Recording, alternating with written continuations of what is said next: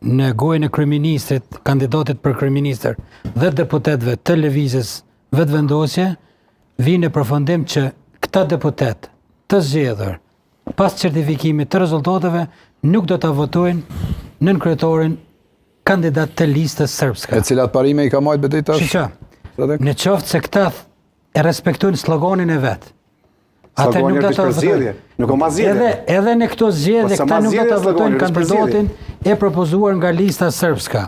Dhe do të zgjidhet kryetari i kuvendit, do të zgjidhen 4 nënkretorët, do të zgjidhet kryetari i 5 me shumë të loshe, që do të zgjidhet prap Rashiqi, do të shkelet kushtetuta, presidenti i vendit do të jep të drejtën kandidatit të lëvizjes vetëvendosje për kryeministër, do të zgjedhet edhe kryeministri me votat e vetëvendosjes dhe të minoriteteve.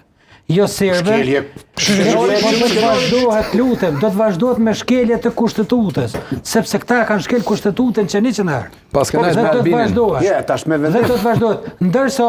Ndërsa do të kërkohet nga gjykata kushtetuese edhe në interpretim. S'ka mundë interpretimin e ka Mos të kërkosh për mund të kërkoj. Para se të kërkoj, para se të jep, mos të kërkosh me gjykata kushtetuese, do të zgjedhet kryetari i kuvendit, do të zgjedhet qeveria, do të kalohet buxheti, do të kalohet ligji ndërkombëtar dhe vendimi i gjykatës kushtetuese do të del me këtë rezultat. Është shkel kushtetuta. Është shkel kushtetuta dhe do të binë komplet.